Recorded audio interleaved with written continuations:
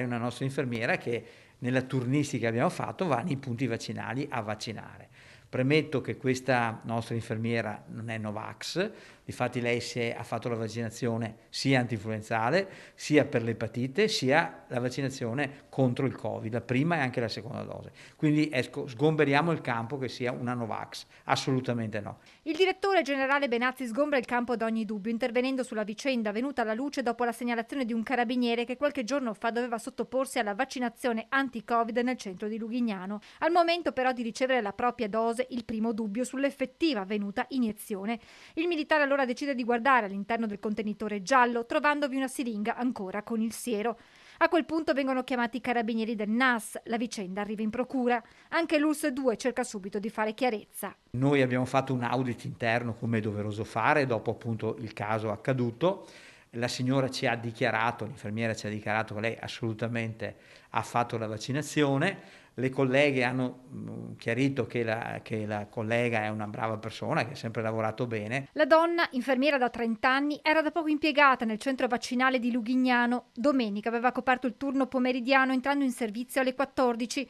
Questo particolare potrebbe tornare utile per fare chiarezza. I contenitori, che sono contenitori gialli per i rifiuti speciali, comunque erano già dalla mattina. La siringa poteva essere rimasta anche per la mattina. Credo che vada fatta una verifica, ai miei ho chiesto di fare una verifica anche col gruppo di infermieri la mattina per capire se a qualcuno era caduta una siringa. L'ULSS 2 è pronta a mettersi a disposizione della magistratura. Perché interessa anche a noi arrivare ovviamente alla verità e avere la certezza che al nostro interno abbiamo persone che lavorano con correttezza, con puntualità e con precisione, cosa che la nostra infermiera ha sempre fatto nel tempo e vorremmo che appunto anche per il suo ovviamente per il suo stato anche psicologico, che questo fosse chiarito il più presto possibile. In queste ore il direttore Benazzi ha avuto un colloquio telefonico con l'infermiera. L'ho sentita molto provata, io ho chiesto anche alla signora, ma lei, dico, ha qualche...